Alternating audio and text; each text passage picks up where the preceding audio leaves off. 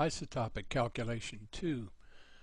In this module we will look at the process that allows us to calculate the percent abundance of elements isotopes where there are only two isotopes per element.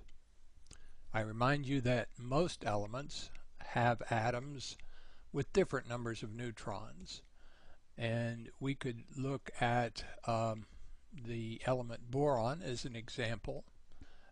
It has two different kinds of atoms with regard to the number of neutrons.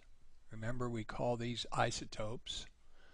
Boron 10 has 5 protons, like all boron atoms, 5 electrons, and 5 neutrons. 10 mass number minus 5 atomic number gives 5 neutrons. Boron 11 has 5 protons and 5 electrons, but it has 6 neutrons, 11 minus 5. The isotopic masses are needed for the calculation that we're going to do. They usually come from mass spectrometric measurements, and you're not required to memorize them. Boron 10 has 10.0129 AMUs as its isotopic mass, and boron 11 is 11.0093 AMUs. The average atomic mass of boron, as we see it in the periodic table, to 4 significant figures, is 10.81 AMUs. And we'll need that in our calculation because that's the weighted average atomic mass using the contributions from boron 10 isotope and boron 11 isotope. Now, in order to calculate the isotopic percentages, what we're going to do is assume an unknown, and we'll put in the symbol x for the decimal fraction of boron 11. So that 1 minus x, since there are only 2 isotopes, would be the decimal fraction representation of the abundance of boron 10.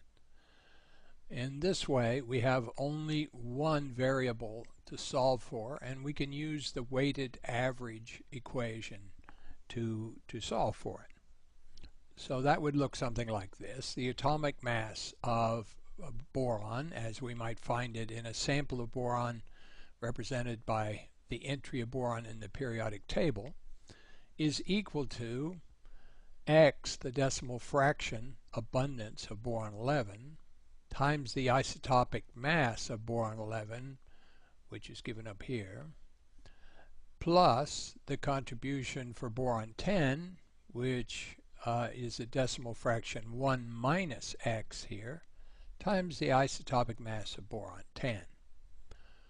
Now, once we look at this equation, you can see that we're given the atomic mass of boron from the periodic table, and that goes in to the left-hand side of the equation, and we're given the 2 atomic masses, boron 11 and boron 10, so they go here. So if we plug in the values, we have 10.81 AMUs weighted average is equal to the variable x times the boron 11 isotopic mass plus 1 minus x for the decimal fraction boron 10 abundance times its atomic mass. And if we solve this algebraically, multiply it out first here, we have 10.81 is equal to 11.0093 times x plus 10.0129 from the first term minus 10.0129x from the second term.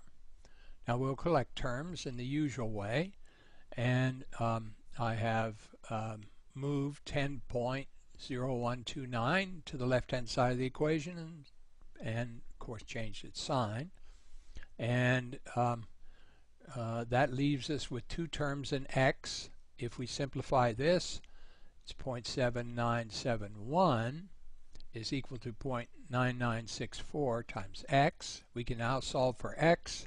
X is 0.9964 0.800, and that is a decimal fraction that's equivalent to 80%, and that means that 80% of the boron atoms are boron-11, and 100 minus 80 would be 20% for boron-10.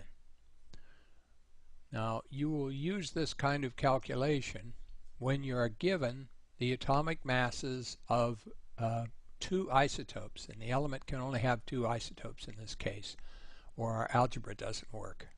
And we're given the overall atomic mass, which we might have to look up in the periodic table.